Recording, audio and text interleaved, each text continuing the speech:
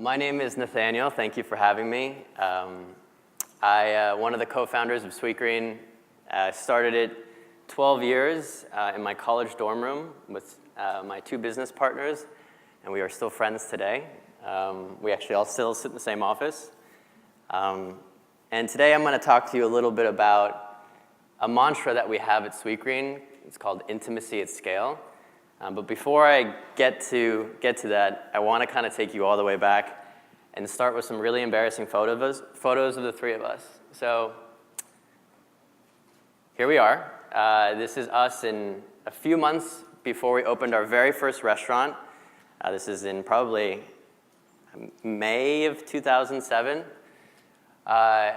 Nick had hair back then too, which was great. The thing about this photo was that what you can't see is at that time we were already extremely over budget, and we were 3 months delayed and had no experience or any business trying to build a restaurant company.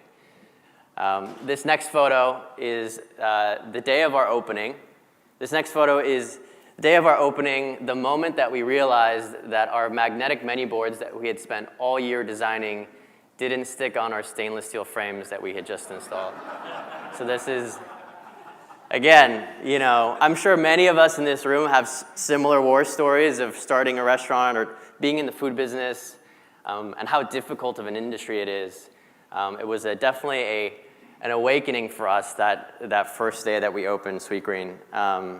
But the thing about it, and what is still true today, is essentially why we still do this. And at Sweetgreen, our mission is to connect more people to real food. And at the beginning, the thesis was simple. We wanted to create a place where you didn't have to sacrifice price with taste, with health, or convenience. And that was this kind of simple idea that has continued 12 years till today. But at the time, when we started Sweetgreen, you really had two choices. You had what we call fast, cheap, and unhealthy food, or you had slow, expensive, and fresh. And as college students at the time, you couldn't eat the one on the left every day, and then the one on the right was just way too expensive for us.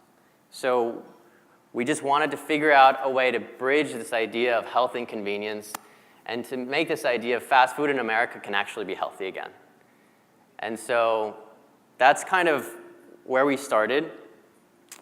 Today, like I said, our mission is to build healthier communities by connecting people to real food. And we have 91 restaurants, 8 different states. We're very proud of our growers and farmers. We have over 150 that we use across the country. We have almost 4,000 team members. I think we'll have over 4,000 by the end of the year. And almost half our business comes through some type of digital channel.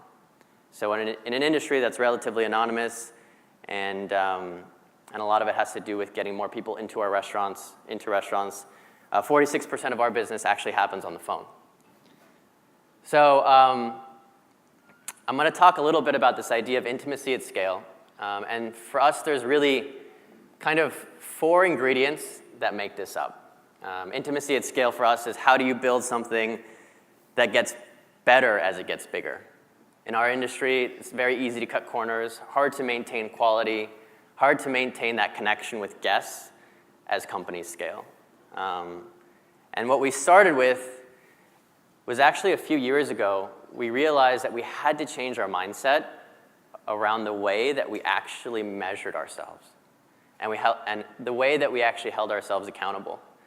So the first ingredient of intimacy at scale is called reinventing the scorecard. And it was a very simple shift in the way that we thought about our business, but has had such a profound impact on the way that we actually manage our business today. So on the left side of the screen, these are all numbers that I'm sure a lot of us are familiar with.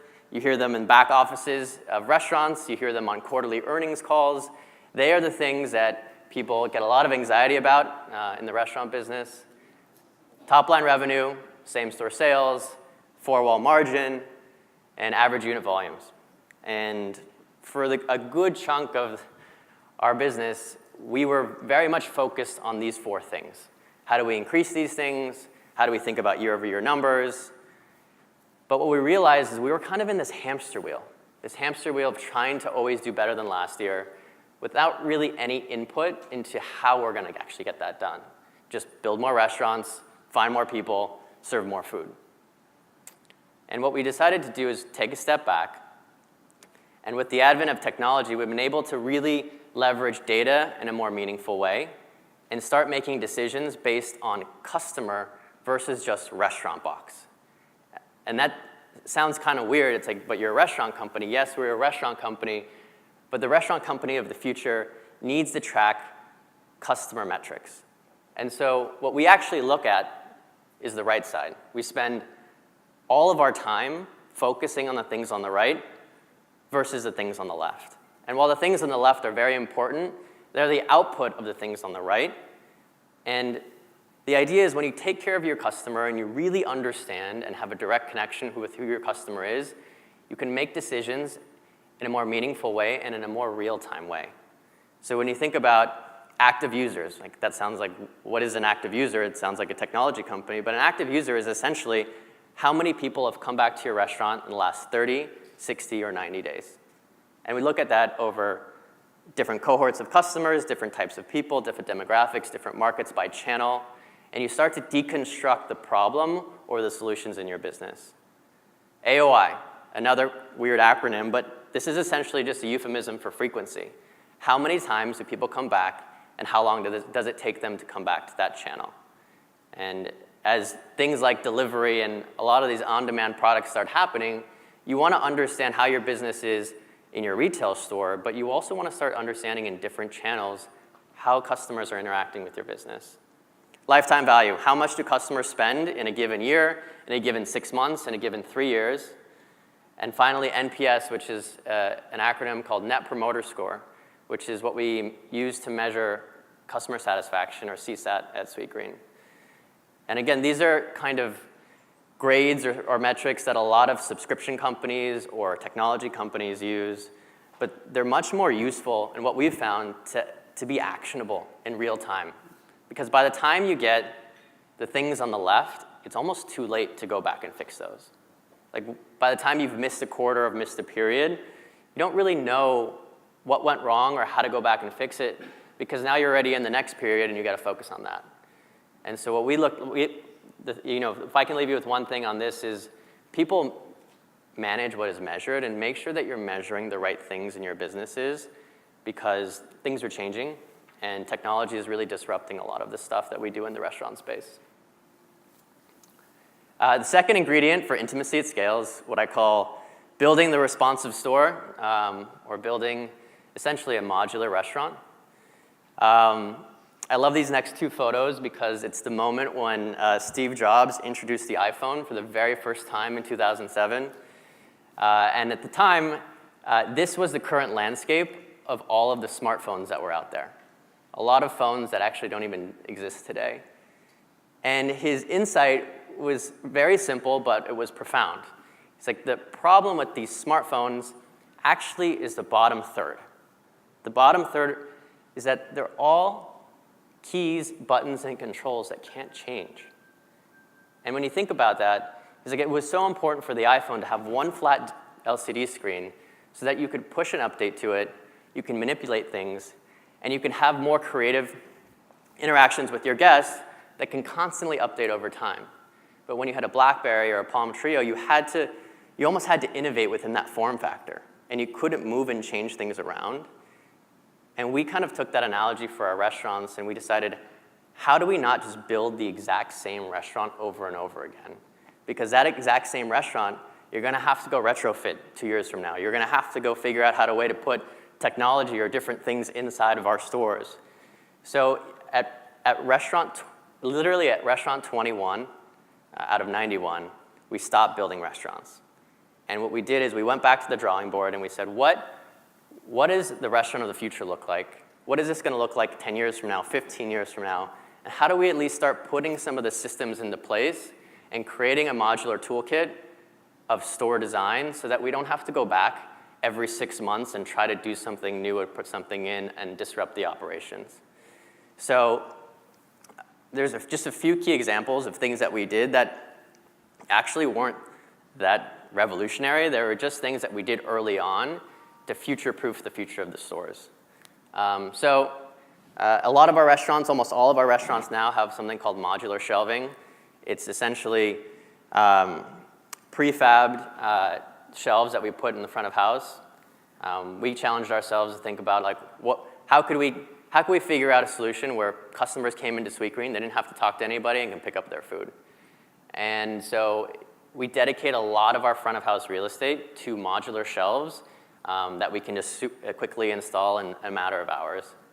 The second thing that we did early on is that we actually installed secondary lines in our back of house. Again, not that innovative, but we just did it early so that we wouldn't have to go back in the future to do it again. So all of our restaurants today have secondary lines and modular shelves so that it can support that different channel of the business, which is mobile order and pickup for us. And this last one is actually one of my favorite things because it's so simple, but has made such an impact. Is before, when people would order on their phone or order online for pickup, the receipt would say lentil avocado or kale Caesar salad. And the problem with that is that every single team member had to memorize all of the salads over and over again. And in our industry, there's a lot of turnover, and you have to retrain these salads and retrain and retrain. So all we did is we said, why don't we just deconstruct all the ingredients on the receipt so that it doesn't matter who is working or who knows what, every single receipt just has all the ingredients on it. And that simple change from signature salad to deconstructed list of ingredients has increased our accuracy by 3x at Sweetgreen. So when you're thinking about restaurant design, how do you think about the different parts of future-proofing your restaurant? They can be as small as a receipt or as large as a secondary line, but do them early and do it often because it's a muscle that we're going to have to continue to build. The third thing is what I call make technology invisible. So as I mentioned, almost 50% of our business happens through some type of digital channel. We launched our mobile app, I think in 2012, and back then it was 0%, and in 7 years, it's grown to almost 50. And the thesis of the mobile app was, how do we create something that was just as good as ordering in a restaurant, ordering with your eyes on some type of digital platform? And at the time, there was the extent of mobile apps for restaurants where there were a bunch of radio buttons and drop-down menus. It wasn't very sexy. It didn't look cool. And so we spent 2 years designing this 11-star experience around food and around food on an app. And the thing about it is this would not work without the things I just talked about. The mobile app is the sexy consumer-facing thing, but if you don't have the modular shelves or the secondary lines or the smart receipts or the training, it really just is another app that you have to figure out how to operate. So it was really important for us that when we built this technology, that all the technology in the back of house also worked. And it's really the fastest growing channel in our business. Mobile ordering is growing about 80% year over year for us, and it's not slowing down. The other thing that a lot of people don't see is the technology that we build at Sweetgreen to make the job easier. And when I say make technology invisible, it's how do you almost build your business leveraging technology that enhances the human experience but doesn't replace it? So here is an example of an oven schedule tool that we built. We like to think of it as almost like turn-by-turn instructions your Lyft or Uber driver would take when taking you to a place.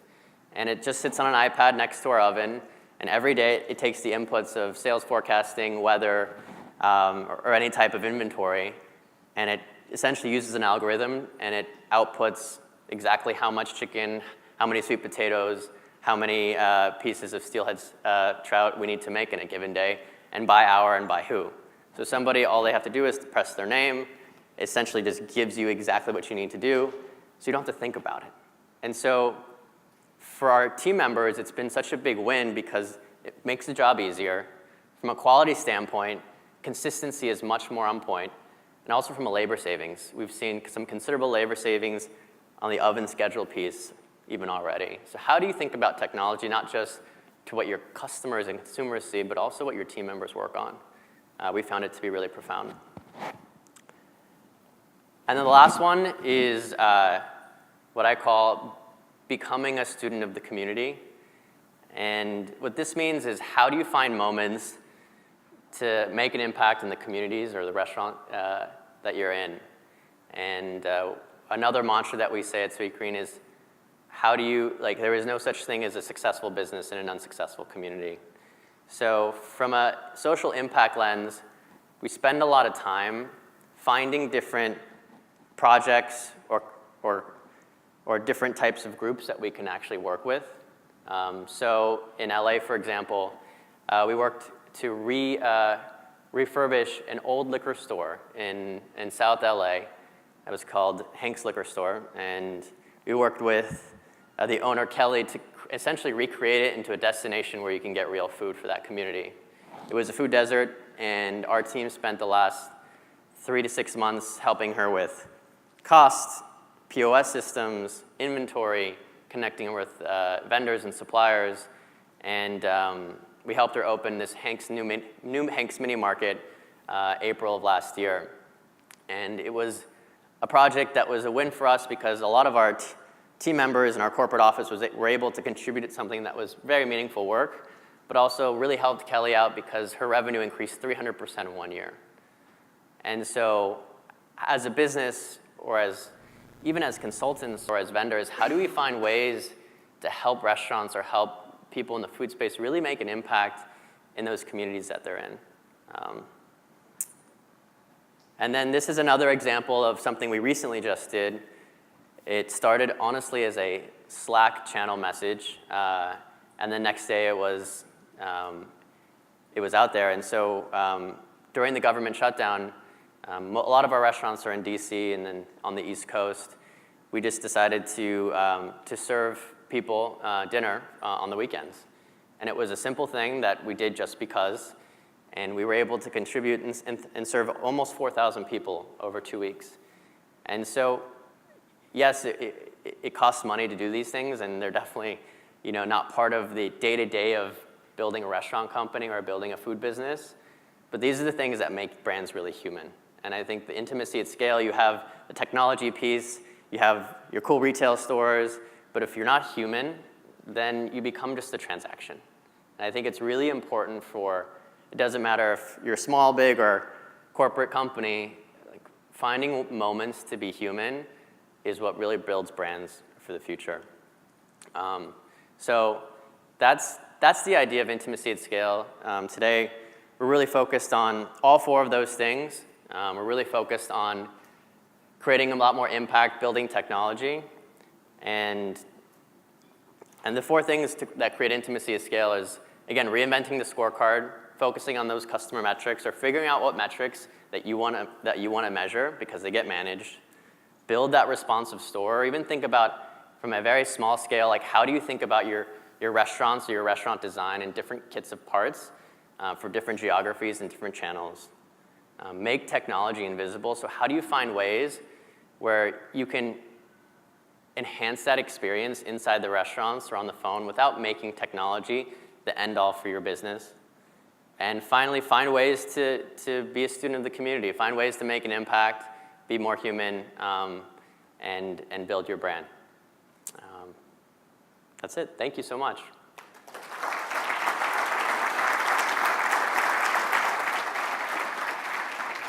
Wonderful. Thank you, Nathaniel. Pull up a chair. Wonderful. You can hold on to that. Okay. Look, I'm just gonna ask you a few questions before I throw it open to everybody else here. I'm sure everyone's got a lot of questions for you as well. Look, congratulations again for being one of the most innovative companies in the world. Okay. It's quite interesting. You showed that picture up there at the start. It's quite a trip for us to see you back then. Yep. That look of panic on your face. I'm interested in how you go from being unable to bolt a menu board on the wall to where you are right now. What is it about how you guys operate that has helped you have this trajectory? Yeah, I would say that the key for us was really focusing on our mission. Like we really truly believe that fast food doesn't have to mean shitty food. Fast food can mean it can make a difference. And I think when we started Sweetgreen, the food brands with the best marketing departments were normally the ones that were the most unhealthy. And we challenge ourselves to think about why couldn't we do that for Sweetgreen. So a lot of the things that we do are kind of untraditional, whether it's social impact projects or working with musicians or throwing a big music festival, or we try to incorporate and bridge the gap between culture and food for the next generation. And I think that's the really big thing that we try to focus on, is less what would everybody else do and how do we really create a brand for the future. It's funny you mentioned what everyone else will do, and thinking of different things that you can try. A headline that was out a few weeks ago, I think people have said it here, we've talked about it, is a partnership with 23andMe, which is a DNA mapping service that people can get a printout of your biome. I was talking to you before. Can you officially dispel that? That's not actually happening, is that right? It's not happening, no. I don't know where that came from. That's just a... I think we give a lot of conferences, so maybe that happened, but I know it's not happening at Sweetgreen. No, you're just saying that, so... No, sure. I'm telling you the truth. Okay, not a problem. Great. There you go, it's official. All right. I'd like to shift it towards design and development. Sure. I got here to Miami a few days ago, and there aren't any Sweetgreens here, which I was devastated about. Have you been scoping out locations here? We are scoping out locations constantly. Our first new market this year is actually going to be Texas, so we're opening in Houston, which we're really excited about. But yeah, we're always looking. I think, again, like I said, our business is less how do we open 1,000 restaurants, how do we think about different DMAs in different markets and think about a more omni-channel approach to opening the business. So like I said, I don't think we'll open the same Sweetgreen over and over again, because I think you're kind of digging your grave.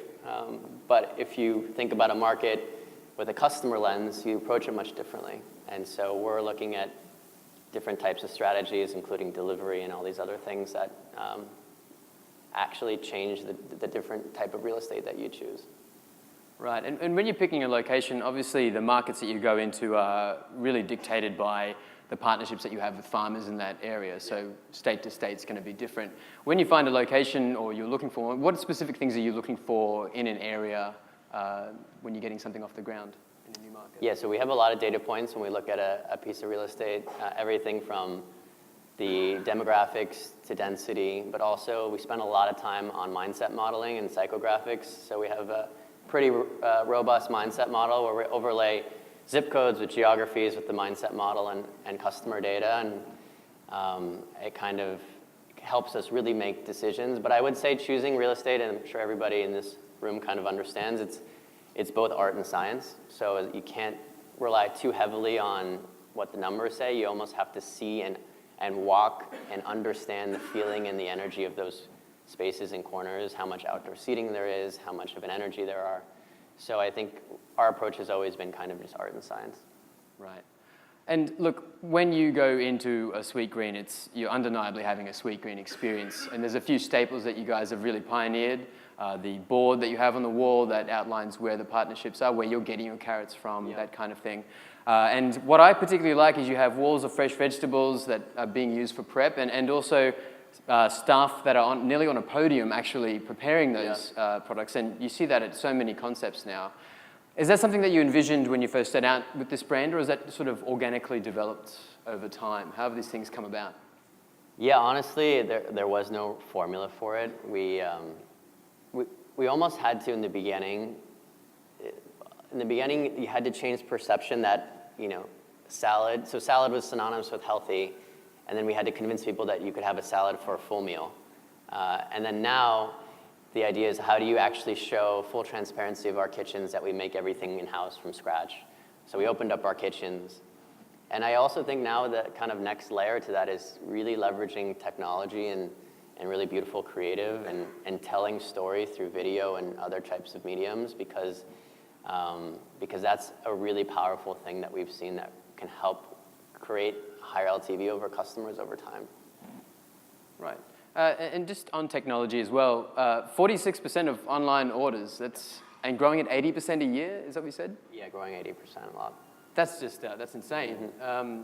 And obviously the world's heading that way, but this is probably thinking far ahead. Are you guys thinking about a world without screens? Is that something you're thinking about at the moment, where voice technology is kind of the next thing coming in? Yeah, we're testing the waters and all of those things. I think we have a very small R&D team that kind of looks at a lot of these new technologies, and I think the question that a lot of us have to deal with is, do you custom build something or do you buy it? And so we have a filter for decision making, whether we need to build our own oven scheduling tool, or we actually can use something that's off the shelf that's ready to go. And no matter how big your budgets are or your R&D teams are, time is the most valuable resource. And if you're able to kind of spin something up with something that's off the shelf that you can do quickly and learn, sometimes that's better than trying to just build something for 2 years and then have it be outdated by the time you're done with it. Right. I'd like to shift now to away from the restaurant, Outpost. Yeah. It's been mentioned in a presentation earlier, and that's quite a genius idea. It's I'm sure there's a lot of brands out there that think, man, why didn't I think of that? It's not really something you can replicate. You can't have a Wendy's shelf and a Sweetgreen shelf and that kind of thing in these workplaces. But how did that come about? How did that brainwave develop? Yeah, so Outpost is essentially our answer to catering, but it is only, the thing about Outpost is in reality it's only a shelf. Like it's like a simple shelf that we install in office buildings. But what really the magic behind Outpost is the technology layer that we've built and all of the data and the customer penetration that we have. And so what Outpost is it essentially a shelf that we install right now in offices, where you order before 11:30 and you get one free bulk delivery drop-off to your office at 12:30, and that's it. And I think the win for the customer is that it's free delivery, so you're not charging anything. The win for us is that we still have that direct relation to that customer, and from a customer acquisition standpoint, it's really massive, and it's also pretty asset light. And so I think the hard part, what people don't see about Outpost, they see the shelf, but it's all the things that happen behind the scenes with the technology platform to make that a reality. To geofence your office, to understand throttle in the restaurants to support that, to really understand, how many bowls, what the delivery logistics are, because we do that all ourselves. And so it really started as like a skunkworks project at Sweetgreen about a year ago, but it was really made possible by that tech layer. So it was only a year ago you started thinking about that? About a year and a half ago, yeah. Right, so in September you launched about 15 of them, and Yeah. before you mentioned to me you've got about 50 to 100 now. Mm-hmm. I saw something online, although going by what we said Yeah. before, that could be inaccurate, Yeah. but you were hoping to have around 3,000 of those Outpost locations by the end of this year. How's it going so far, and are you going to hit that amount? I don't know if we'll hit 3,000, but we're going to hit a lot. I think that's our main focus this year, is how we create intimacy at scale for different channels. And because we've done a lot of the foundational work with technology and the supply chain, it is one of those parts of the business that we can kind of blitz scale. Right, okay. And again, off the internet, you've quoted as saying Outpost could be as big or bigger than restaurants one day. Yeah. Is that, you think that? Yeah, I think so. Right. How do you think that's going to be possible? I mean, if you see what's happening with food delivery apps today, I think that's V1 of what's happening. I think that customers expect things faster and they expect things in real time. And when you can serve those, if you're a brand that can both provide what we call the content, which is the food and the quality of that food, and own the pipes, which are channels like Outpost or delivery, then you won. I think that, you have the food delivery apps that are doing it from a logistics platform style, and then you have restaurants that have to do whatever they say. And we think there's a world that you don't have to do what they say, you can actually do it yourself. It takes more work, it definitely takes more time, but if you build a brand the right way, then you don't have to be kind of handcuffed to whatever the delivery platform wants you to do. I'm glad you mentioned delivery apps, and that's been a big source of discussion here the last couple of days and will continue to be. Now, Sweetgreen's a company that has managed to buck that trend. You haven't had anything to do with third party so far. How have you managed to do that? I mean, we don't choose to be, but they put us on the apps. But what's important for us in this whole time was having that direct relationship to the customer so that we could connect with them via email or during any type of service. And we've really invested in our mobile app, which is our own, and our mobile pickup and ordering, which is growing at a speed that's huge. And while food delivery is very important to us, we want to make sure that we can measure twice and cut once with whatever solution or partner or deal that we kind of strike, and we just haven't figured that out yet. Right. I mean, you have launched your own delivery on your proprietary online ordering. We have not, no. So it's only pick up at the restaurant. Got you. Okay. All right. Is this something you're thinking about down the track, virtual or ghost kitchens? Is that something you might set up? We're exploring. I think there's a lot of excitement around ghost kitchens and what that could be. I think nobody has proven that it's the labor savings is quite there yet. I don't think anybody has fully proven that you can create a brand yet from a ghost kitchen. I think the way we see it is you almost need to have both. You need to have those restaurants that tell your story that people can touch and see and that are very tactile, and then you can kind of supplement those ideas with virtual capacity. Right. And I'm going to throw it open to everyone else in just a bit. I just have a couple of other things I want to ask. Again, off the internet, could be inaccurate, right. But I have heard Jonathan mention this, that you guys plan to be the McDonald's of this generation. And I'm sure that's something that you guys have in mind if he's out there saying it. And look, I don't mean to incite any awkwardness, although I kind of do because I know McDonald's is here at RestaurantSpaces, but this says a lot about where you think you're headed and what the industry is going to be like in the future. Where do you see Sweetgreen in 10 to 15 years' time from now? Yeah, I would say our mission is very big. We think this is a 100-year company. We think we're very vigilant in trying to prove that we can serve fast food at scale in a healthy way. And so we're very aggressive in terms of how big we want to make this. I think scale is much different today than it was 50 or even 10 years ago. Like we do not want to build the same restaurant over and over again. We think that the future, Sweetgreen, it just is a brand that will be a food brand, and the way that you will experience it will be more, it can be in so many different ways. It doesn't have to be at a restaurant. It doesn't have to be a delivery person at your doorstep. It can be something else. And so what's important is for us to be as big as McDonald's. It's a lofty goal for sure, but the way in which we're going to do that is going to be much different because it's going to be built on technology.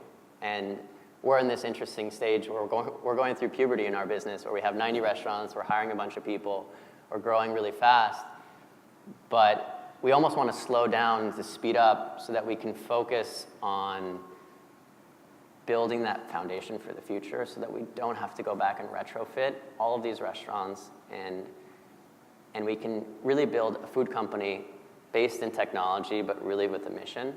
And that's the work that we're kind of doing today is that 50-year, 100-year vision actually starts right now. And so I think that the future 10 to 15 years from now will look much different than even what we're doing today. Right. Just one last thing I'd like to ask you. From what you see from other brands and the rest of the industry, the customer's changing, right? If you try and tell a 15-year-old that we used to have buttons on our phones once upon a time, they'll probably look at you as if you've just vomited on their shoes, right? But that customer is coming to market now, and they're going to be regular customers. Do you think the industry is doing enough to prepare for the customer of tomorrow? I don't think so. I think you have to really study the community and study the customer. And that's why I always I know I sound like a broken record, but focusing on those customer metrics, understanding data will help you serve the customer of the future. Everybody's like, they're on Instagram, they're on social media, yes, but it goes much deeper than that. And I think how you design your food products, how you think about restaurant design, how you think about talking to them and advertising and marketing, it all starts with information and data. And I think the brands that will win will be the ones that are the closest to it. All right. Well, look, we have a microphone roving. Do we have any questions from Yeah, the just wanna audience? bring the mic down to you. So interesting. Thank you so much for sharing. course. You guys are total rock stars, Thank and you. I think you are absolutely doing all the right things to build a brand that is going to go the distance and make a brand that's going to be 100 years.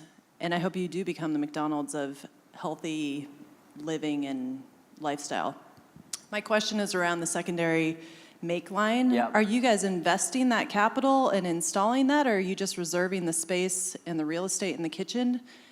And if you are investing it, are you staffing it and executing it on a daily basis? How's that working?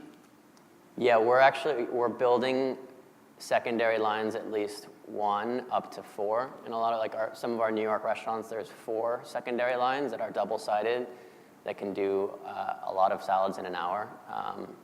And we do staff and train those positions.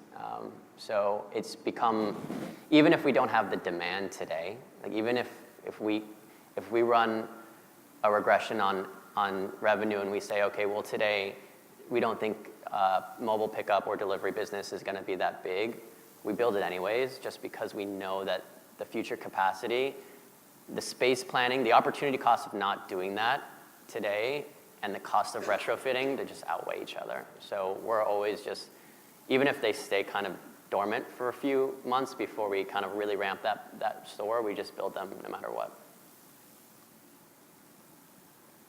Any other questions? I have a question, because we've shared, of course, a lot about the success that you guys been having. Yeah. But looking to the future, what are the things that keep you up at night? What are the challenges, with the growth? Yeah, it's a great question. Honestly, not moving fast enough. I think that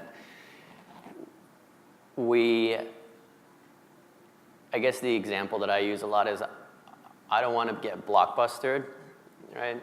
I think that, you see what happened with Netflix and with Blockbuster, and Netflix built a platform around technology and data and content, and now they're winning Oscars. And when you take your eye off the ball in terms of moving fast enough, the world's just changing. And if you don't embrace change and aren't comfortable with that, then you're going to get left behind. And I think that's what when I can't sleep, I think about how slow we're actually going. Let me just bring you the microphone. Hi. Again, thank you for being here. And I'm actually, part of that crowd of the millennials, and I agree with a lot of what you're saying and the mission and the focus. I think it's interesting that you said you don't want, or you're not really interested, maybe a little bit, in ghost kitchens, but you're so invested in Outposts. To me, it seems like Outposts is a different customer from the person that goes into your kitchen. That person is really focused on getting that food and getting that advantage. And it seems like those two would almost be synonymous and benefiting one another. And so I'm just kind of curious to know what your hesitation is with ghost kitchens. We love the idea of ghost kitchens. I think that the hard part now is that it's such early days in terms of the cost structure. In terms of, we have one today in Los Angeles. We're paying a lot of rent for it.